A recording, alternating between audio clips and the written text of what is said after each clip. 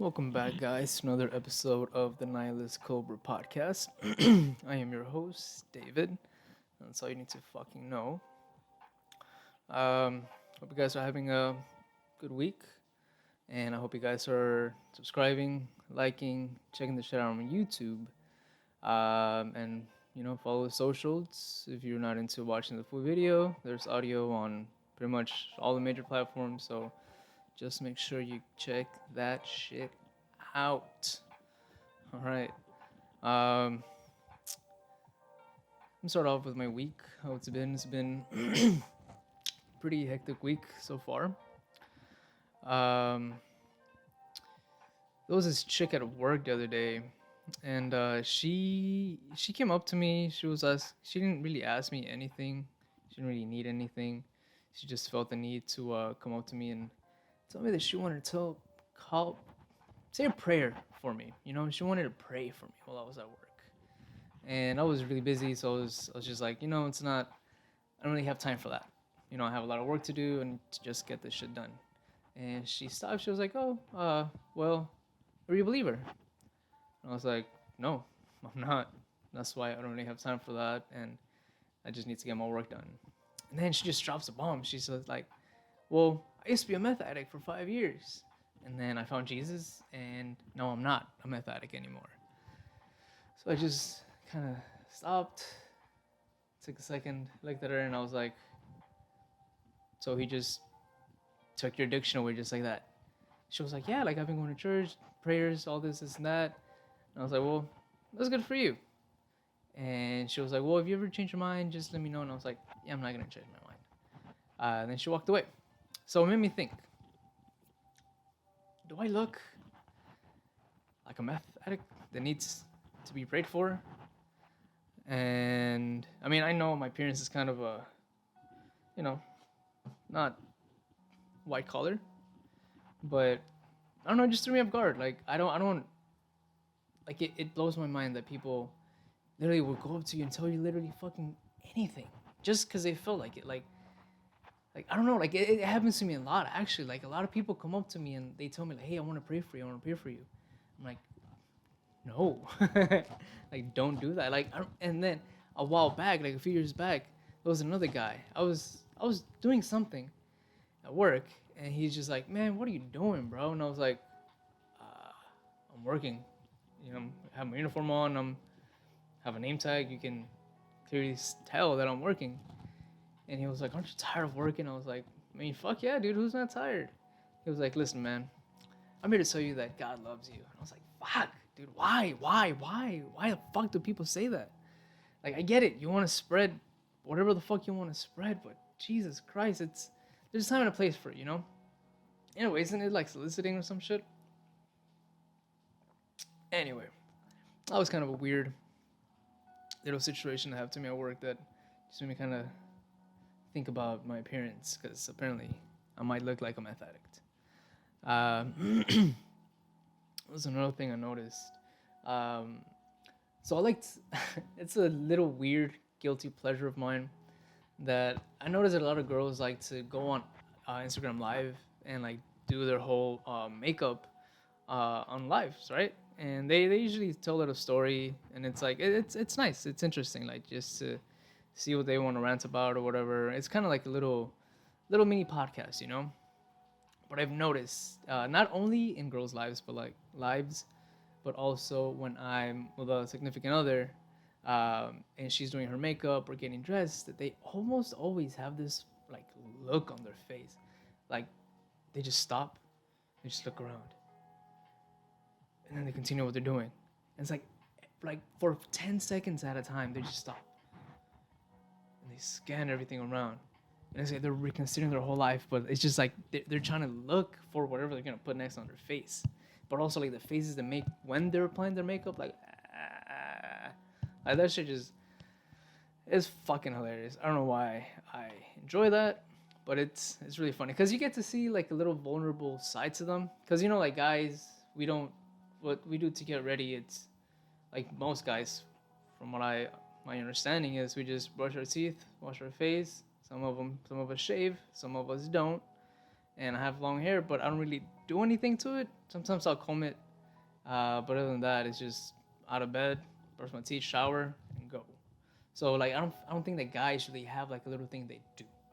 At least I don't think. I mean, I haven't seen a lot of guys get ready, but even when I've been on trips with guys, we just kind of go to the restroom, take a shit, shower, brush our teeth, and then just dip. So it's interesting to see like people's little rituals when they get ready. You know, it's a little funny. I have a little conspiracy theory I've been thinking of, and I want to say it, but I'm gonna work on it. Right? I need to do a little bit more digging into this because I was talking to my dad, and me and my dad, a lot of what we do is when we talk about life, we talk about politics, Mexican politics, conspiracy theories, just random shit that we talk about. But we talk about the Aztecs a lot because we're Mexican and it's part of our heritage, And there's when people go to Mexico and they drink the water, there's this thing called the Moctezuma's revenge, which is you'll get really sick if you drink the water, right? And if you go back in history, the Spaniards that went over to Mexico, they took gold, they took our riches, they took our everything, They took everything from us, our books, our literatures, our gold, like I said, our women, our history, our heritage. They stole so much from us. And funny enough, Moctezuma, he was a king, and he wore a headdress, right? And we call it a penacho. That's the headdress. And surprisingly enough, it's in Austria, right? Mind you, this happened during the time of the conquistadors, right? It's been there for fucking ages, right? And Mexico has been trying to get it back, but they just don't want to budge. They don't give it back to its rightful owners, right? So there's while the Spaniards were trying to leave Mexico City, they were trying to leave with gold. Mind you, if you don't know, Mexico City was built on water. So when the Mexicas came to Tenochtitlan, wherever they established a city, it was all water. So what they had to do is kind of build these pillars and put like soil into them so they were able to grow crops. And then from then on, they went constructing everything else from then up. Um, so while they were there, they were torturing Moctezuma, and there was a point where the Aztecs knew that the Spaniards had killed Moctezuma. So they try to be like, hey, like I know you have him in there because they kept him locked away in like a room for like days. So the Aztecs were getting kind of weary, and they were like, hey, we want to see him. We want to make sure he's okay. So what these fucking Spaniard cunts did, they shoved a stick into him, and they just paraded him around like a marionette, like a puppet, not a marionette, a puppet. So the Aztecs knew that he was dead, so they just tried to like charge at them, right? And in their escape, the Spaniards tried to take as much gold as they could, but there weren't enough of them, so they dropped a lot of the gold, right? Now, there is a tale that says that Moctezuma's true treasure is buried somewhere.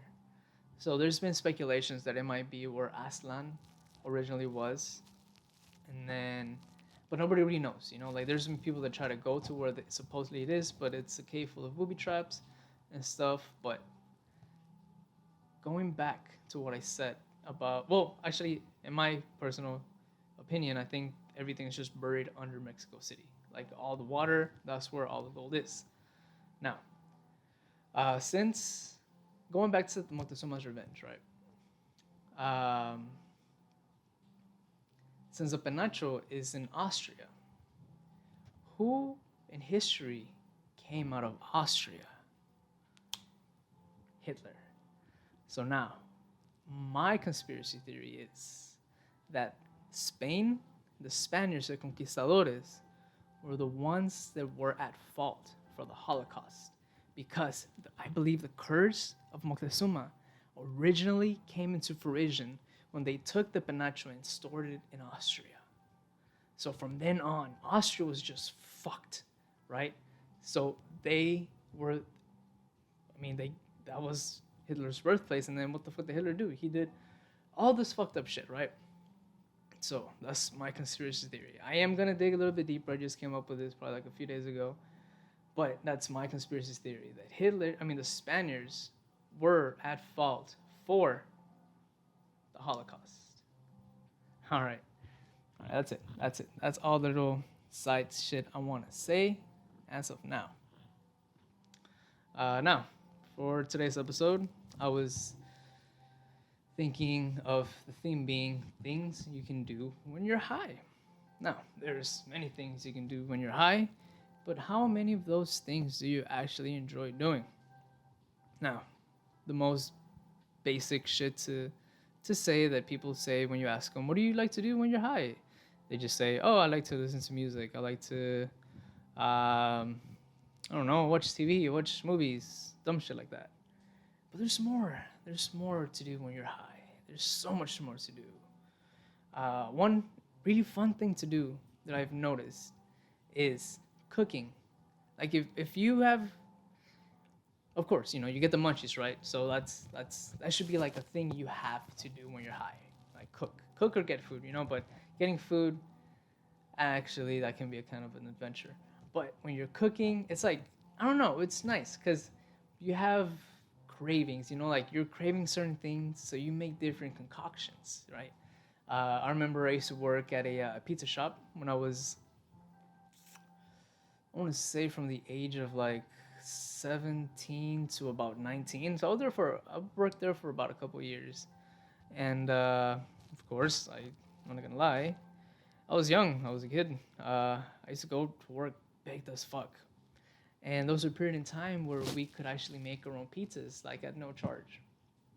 So one of the things I would love to, or I started doing is, so I grabbed one of the small doughs for the small pizzas.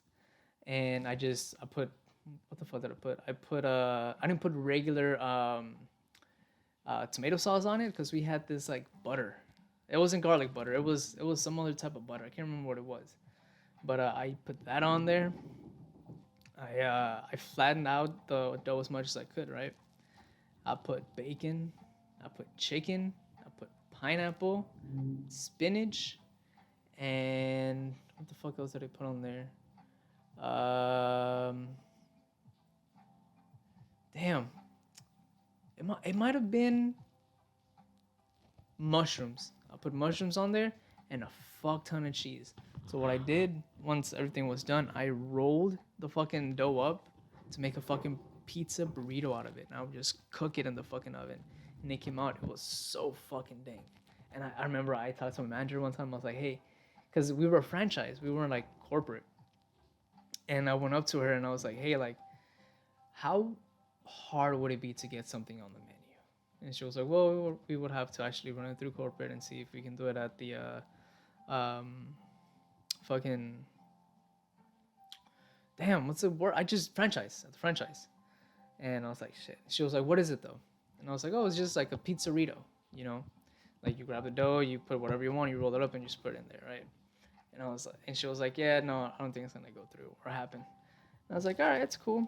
But then, fair enough, this pizza place that I used to work at put out item on their menu that is pretty much a quesadilla, but pizza quesadilla. I'm not gonna say the name of the place, but you guys can probably figure out what it is by saying pizza quesadilla. Pizza DJ? Ring a bell? It might. But yeah, that's one thing, like cooking, because you can come up with so many different things. I've made a bunch of weird snacks that like actually are fucking amazing. But also going out for food is also an adventure. I remember around that time, I was probably like 18 or 19.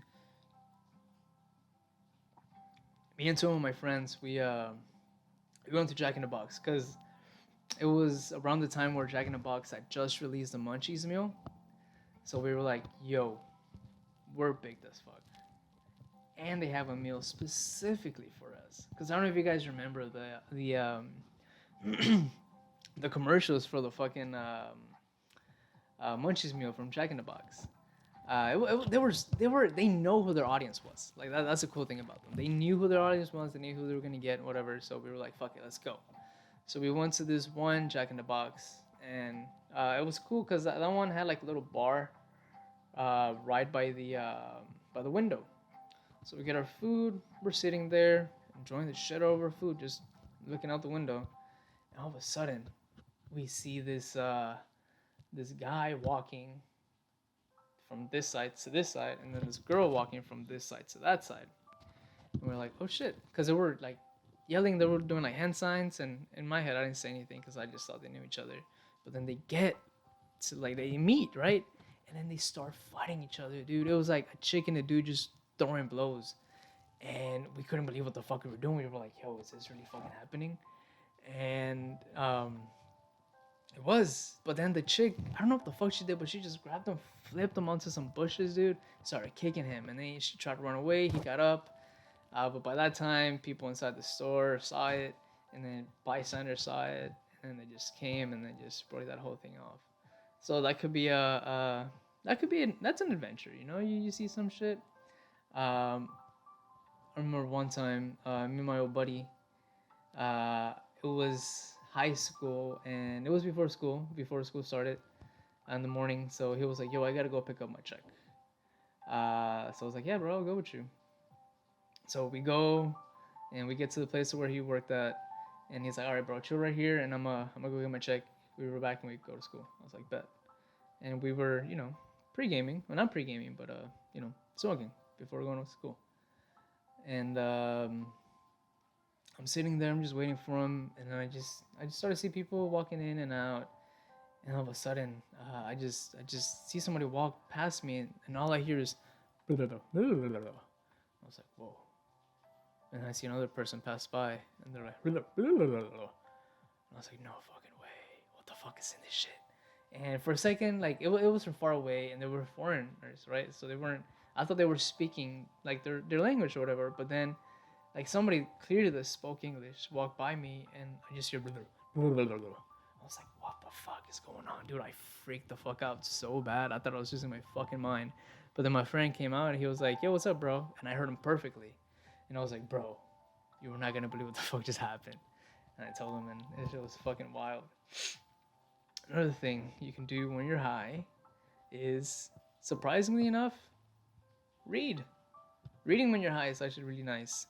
Well, at least for me, I feel like I can understand things a lot better. Like I can slow things down in my head, and everything comes nice, and I can do shit easier, right? So reading is nice, and then your imagination is always it's like on 10. So everything you're reading, you can, if you don't, if when you read you can't really see what you're reading, but you smoke, try it. It'll help you a lot. I swear to God. And then you love reading. Um, Another one, which is fucking obvious to do when you're high, is fuck. Like, who does not love a good fuck when you're high? You know, like, and it's even better when both of you guys are. But it has to be a level of high. You can't be like stupid high trying to fuck, because then it's just sloppy, and then you probably just end up falling asleep. And I don't know if you've ever fallen asleep while fucking, but it's not nice, especially when you're the guy. Like if a girl's writing you, whatever, or doing anything to you, and you're just like laying back and you fall asleep. That's I feel bad for that girl. I've fallen asleep a few times, and it's just it definitely ruins the mood. Another thing, actually, that I like to do when I smoke is play music. Um, it's cliche, sure. It's cliche as fuck. Because, who doesn't say, oh, I play guitar so much better when I smoke? Or, bullshit like that. But it goes back to, like, the reading thing. Like, I can slow things down in my head, and I can feel and understand things a lot better. I can see the music clearer in my head. When I play something, it just comes out with more soul. Like, I don't second guess myself. I don't, like, there's not a lot of like fucking do this, do that, do this. You have to sound like this. You have to sound like that. It's just more heartfelt. It just comes from the soul. It's so crisp and nice, and it's relaxing. But yeah. What's another thing that people like to do when they're high? One thing that I actually like to do is act normal. Like, when you're when you're trying to like have a conversation with somebody, like if you're in public or around people that don't really smoke, and you try to have a conversation with them about anything, and you're fucking out of your fucking mind, and they're just looking at you, and you're just like, nodding off, like you space off, but then you catch yourself, but you have to have a poker face on so they don't know that you're high. Like it's one of my favorite fucking things. Like people at the time they're like, "Oh my god, you're high." I'm like, yeah, like 90% of the time, and you just notice. They're like, "Oh wow, you're pretty good acting." I'm like, haha, I'm just immune to it by now. No, I'm just kidding. But yeah, that's another funny thing. But and you know what is funny because you have to you have to learn how to be good at that when you're young. When you start smoking young and you're living with your parents and shit, and you come home high as shit, or you go to like a family function, they don't know that you smoke. You have to learn how to act normal. So that's practice for for when you get older. But after that, I feel like when you get older, people just stop giving a shit and they're just like, oh, okay, yeah. But one of the fucking most annoying things what that happens when you're high is when people like starts like stupid with you, you know? They're like, oh my god, you're so high, woo! And they're doing all this other shit. It's like, bro, it's not that serious. Like, it's not like what you think it is, you know? Like, that's the most annoying thing. Like, they're like, oh, how high are you? Oh, what do you see? What do you feel? It's like, dude, it's fucking weed. It's not acid or mushrooms, you know? It's just, I'm chill. I'm having a good time. Things are funnier. I'm a bit hungry, but things are funnier. Things are better. Life is good. Another thing, getting somebody high for the first time. I don't know why, but stoners are fucking obsessed with popping someone's cherry. Like obviously they're smoking cherry. Other cherries, sure, yeah, it can be exciting, but weed. Yeah, getting somebody high for the first time. That's always a nice little thing because it's like you're taking care of them. You know, it's nice. You gotta teach them how to do it. You gotta, depending on what you're smoking out of, you're like, okay, so if you're gonna roll, this is how you roll, this is how you pack a bowl, this is how you grind it, and then you like tell them your whole process. It's like inviting somebody into your little world, you know. Because I mean, if it's their first time smoking, they don't really know what it is, you know. Like they don't know the vibes, you know. That sounds so fucking cliche, but they don't know the vibes of it, you know. So smoking with somebody for their first time is also like a really fun thing to do. At least if they reciprocate it well, or at least if they get a good high. Because then there's some people that get like super anxious and like super fucking annoying. They're like, oh my god, oh my god, oh my god, I'm freaking out. It's like, yo, relax, just breathe in and out, and then just relax. But I get it, I understand. Weed isn't for everybody. Surprising enough, like I've talked to a lot of people that they tell me like, yeah, I used to smoke, but then I had a really bad anxiety attack, and now it's not my thing anymore. I was like, hey, I get it. We just have different receptors in our brain that help us grasp things and have things better in our head. But tie my hair real quick. But yeah, like if it's not for everybody, and it's okay. It doesn't have to be for everybody. Another thing is when you speaking of first with somebody on weed, the first time you give somebody an edible, that shit's always. Oh, my armpits are sweaty. That's always a fucking amazing thing. And that I understand asking people like if they feel it yet, what they feel and stuff like that, because it doesn't hit everybody at the same time or the same way. That's the wildest fucking thing. I've heard that if you take like, I've never done this, but I've heard that if you take like really large amount, like a really potent edible, like you can have somewhat of a psychedelic experience with it. So I have yet to experience that. I'm open to it. I haven't done it yet, but maybe next time I get my hands on some eddies, I'll be able to experience that. But yeah, like somebody on edibles for the first time, it's it's a treat. So back before like everybody like brought edibles from like, or bought edibles from like dispensaries and shit. And they were homemade, and you had to buy homemade edibles.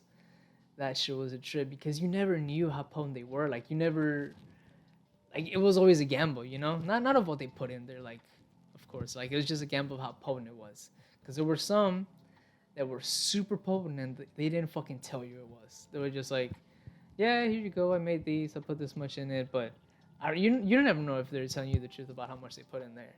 So it was a gamble. It was a fun gamble. I remember one time it was 420. Uh, I want to say it was 420 of 2018. I remember I bought some edibles for me and the girl I was dating at the time, and because she didn't like smoking weed, she was just like really into edibles, and I bought some for both of us, and it was her first time, so she ate a whole thing, like a whole Rice Krispie treat. It was I remember it was like the Fruity Pebbles Rice Krispie treats. She had a whole thing, and I was like, dude, they're small, but you don't know how potent they are. So I was like, I'll take one too. I can't let her go on by herself. But mind you, I'm, you know, seasoned vet. So it hit me hard, but not as hard as it hit her. I just remember her just like sitting for like 10 minutes, just silent, just staring, trying to comprehend. And I was like, yo, you okay? She was like, my mouth is so dry right now. Man, it was so funny. Because like I'd never seen her like that. But yeah, I remember we went to this pho place, and we're eating our pho. We're having a good time. I'm having a great time, at least. I'm chilling. These two fucking idiots were like babbling about their. It was like it was their first time smoking. It was kind of cute actually. But then I remember we left. We went to this event that we're having at a bar, like a little. Um, there were artists selling stuff like paintings, drawings, jewelry, stuff like that, right? And they don't remember shit. They told me I don't remember going to that other venue, this and that. And I was like, bruh, you guys were the ones that wanted to go. So it's nice, you know. Like edibles or were a hit or miss. Now you can actually buy some and be like, okay, this is exactly how much it's in each little gummy, each cookie, each brownie. So now it's easier to gauge it. I remember the when I started doing the wax pens. That blew my fucking mind because I was like, yo, I can smoke this shit anywhere. Uh, and I remember the evolution of them too, because I remember there were these ones called the packs. So they were kind of like yay big, yay thick, I think. And that one you could put your flour in there and it'll burn it for you, right? But it left a smell. So you know it got developed or whatever, and then they made the wax pens, the ones that everybody's fucking crazy about now. But yeah, I remember it was the same thing with I was like I remember taking a dab. Oh fuck, uh my first dab is a little bit of a funny story, but a sad story. So I remember taking my first dab, and my friend didn't tell me how like fucking hard that shit hits you, so I just ripped the fuck out of it. Had a cough attack for like 10 minutes, and I was glued to the couch. Like I could not move a single fucking muscle. I was just like, oh, I was so high. Like the room was spinning. And I just remember getting up, going to my bathroom, throwing up like so bad. And I came back and I was just like, yo, you guys gotta dip. I'm about to go to sleep. And yeah, that was my first experience. Like I was just it hit hard. So when I started the when I got my hands on the vapes on the cartridges, um, what should we call it? I had to gauge myself a little bit. I was like, okay, this looks like wax. It's wax, so I'm gonna take it back a notch. So yeah, like it wasn't as bad as I thought it was gonna be. Like until I used it, I was like, yo. But the one thing I never liked about it was those fucking cough attacks that they gave you. That shit was rough. That shit was gnarly as shit. What else can you do when you're high? Or when you smoke? It's another good thing. Museums. Museums are fun. They are actually really fun. because you see a bunch of weird shit, a bunch of cool shit, random shit. But then since you're like on a different plane of thinking, you ask different questions, you're intrigued by different things. So it's nice, you get to digest things a little bit different. You get to ask questions. Like it's nice. That's if you don't get it like social anxiety when you smoke. But another thing, just hanging out with friends and talking. That's like one of the most underrated things, I think. Like when you just have a sesh with your homies, just shooting this shit. You play some nice background music and just talk about anything, everything. That was probably my favorite thing to do. Just this nice sesh with the homies, just relax, and it's like getting home after a long day at work, and then just fucking what call it drinking a beer, right? All right, so I want to try a new little section called Ask Reddit.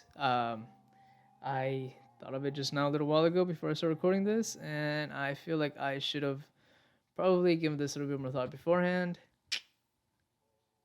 Procrastination station. So hopefully next time going forward, I'm gonna ask you guys or whoever the fuck I have on Instagram things that they'd wanna know about Reddit, or just like things that would intrigue them to see what the fuck is on Reddit. But as of now, what's something that's always kind of spicy. It's just like sex stories, like either horrible or hilarious sex stories. I'm not gonna read the name of the subredditor. I want to keep it anonymous just in case it's discriminating for them. And they don't know I'm fucking reading this on the internet. So anyway, all right. So the first one, I don't know about horrible or hilarious, but kind of funny, I suppose. The city bus got me and my girlfriend to school about an hour before class started. There was an area where we would sit right at the front of the school, kind of secluded due to the random wall in the middle of the hallway. I was sitting back against the wall. She was sitting on my lap facing me. I said, if we were naked right now, my penis would be inside you in no time. So she just reaches down, pulls it out, pulls her panties to the side. She was wearing a skirt, and I was inside her. Just rocked back and forth like like that and stopped moving, pretending we were just sitting there whenever someone walked by. I'd like to say I came, but at one point some kids walked by and said, "No sex in the hallway." And she got embarrassed and stopped. And that is the most blatant of all the times I had sex inside of my high school. Wow. That's actually really fucking funny. I don't know if you guys ever fucked in school or ever got caught fucking in school, but that shit is wild. I remember one time I was on in and I don't know what grade I was, but there was me and this girl. We snuck into the auditorium, and in the auditorium there's this little closet for wardrobe and shit, for the people that did shit. And I remember we were like, "Yo, there's no cameras in the auditorium. The back door to the auditorium is open." So we just walked in there and we locked the door. We made sure it was locked, and then we just did our business, right? And when we were about to walk out, it turns out that the band kids were having fucking rehearsal for something that was coming up. So we couldn't just like walk out of the fucking closet because they were like right outside of that fucking thing. So we had to wait until fucking band practice was over. We were there for probably an hour and a half to 2 hours just waiting for these fucking kids to like finish. I don't think they did finish. I think we just like managed to like sneak out one by one. But we didn't get caught, surprising enough. So that shit was actually kind of funny. Damn. Damn, that brought back so many fucking memories. All right, there's another one. I was sitting up with a guy in the middle of the street when we decided that the impending sexy times should probably be a bit more private. So naturally, we head to the beach. 3 a.m. Horny drunk logic is great, but that was too far away so we just stopped at the big ass rocks between the ocean and the road. climbed down the rocks until random passerby couldn't see and set up camp there. In the process of depantsing, I fell off I fell off a rock and landed really hard on my foot. No big deal. I held back on the rock and had sex with him anyway. Couldn't feel my foot. He had to carry me home, and I figured I would just sleep it off. X-rays the next day confirmed 2 broken bones. Still have 2 weeks left in the orthopedic boot. This happened like a month ago. Damn. Fucking injuries from fucking sex is gnarly. I don't think I've ever broken anything. But luckily, the one bone that needed to be up and unbroken did not break that day. I've never fucked at the beach now that I think about it. That's pretty. It doesn't sound so nice. It doesn't sound so appealing. Like, it may sound appealing because, like, sure, you have scenery or whatever. But at the end of the day, it's just sand everywhere, sand up your ass, sand up her vagina and shit. So, I don't, I don't think beach sex would be that fun. All right, I used to bang my high school girlfriend to Cotton Eye Joe and a whole bunch of other retarded songs. Gotta miss that girl and her awesome sense of humor.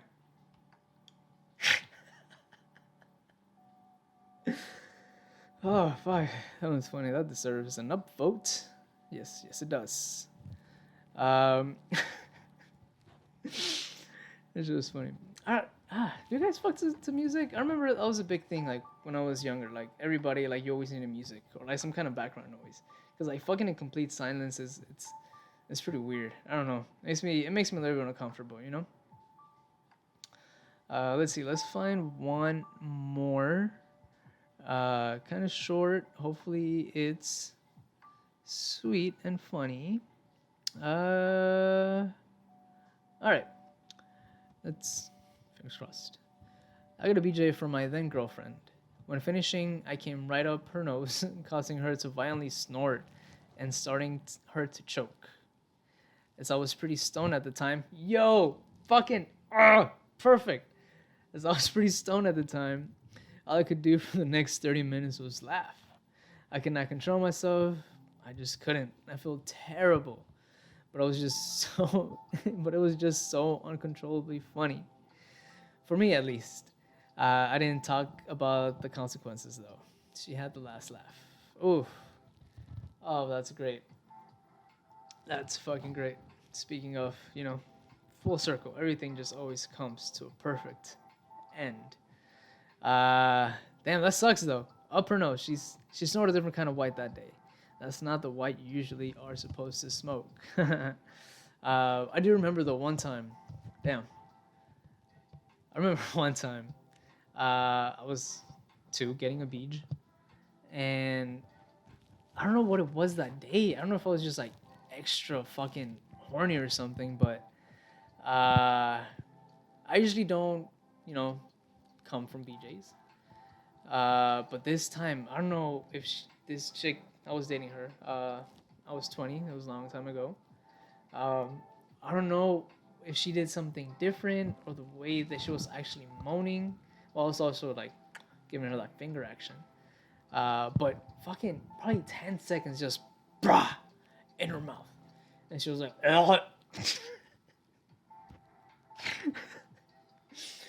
she was like, what the fuck is wrong with you? I was like, yo, you're just that good. Compliment to the chef. But yeah, I'm gonna try to have a little this Reddit section a little bit more tight, more prepared next time. Hopefully you fucking assholes reply on Instagram to see what the fuck is up. That concludes today's episode of the Nihilist Coldbrew podcast. One last thing I like to do at the end of the show that I've recently started doing. I like to give shout outs to cities because there's a few cities that listen to us, to me. But the main area I want to fucking shout out to is Tappahannock. I don't know if I said that right, but it is in... What fucking state are you in? All right, there you are. It is in the state of Virginia. Yes, Virginia. So, huge shout out to you guys because you guys are the ones that listen to me the most and have been listening to me and us, my former us, me and my old partner, for the longest time. So, hats off to you. Tip of the penis to you. Don't forget to like, comment, subscribe, and share this with everybody you know and love. Uh, that's it. You guys have a good night. Catch you guys on the flip side.